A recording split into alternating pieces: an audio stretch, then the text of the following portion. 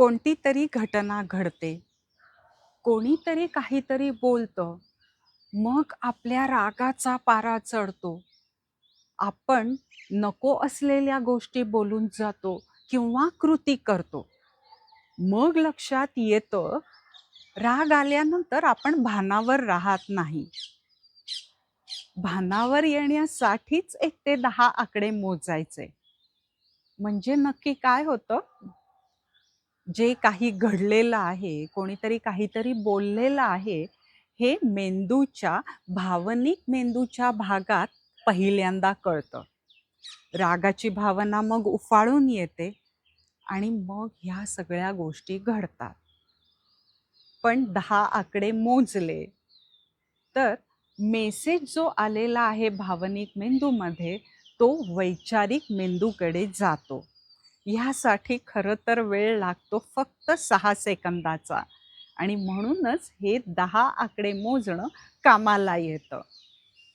मग आपण सारासार विचार करू शकतो, योग्य ती कृती करू शकतो.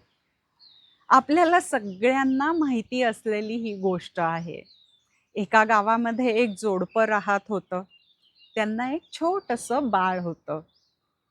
त्यांनी एक मुंगूस पाळलेलं असतं. दोघंही जण एकदा गावात जातात, घरी येतात. बघतात तर काय, मुंगुसाच्या तोंडाला रक्त लागलेलं आहे.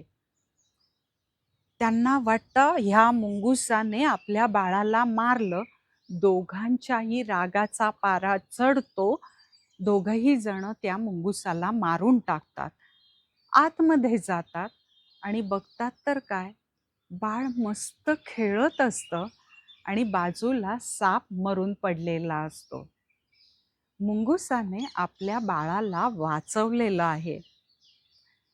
मुंगुसाला बघितल्या बघितल्या जो रागाचा पारा चढला, त्यावेळेला जर हा 6 सेकंदाचा पॉज घेतला असता, रागात असलो तरीही खोलीत जाऊन बघितलं असतं, तर पुढचा अनर्थ टळला असता. आणि म्हणूनच रागावरची आपण ही मालिका घेऊन येतो आहोत.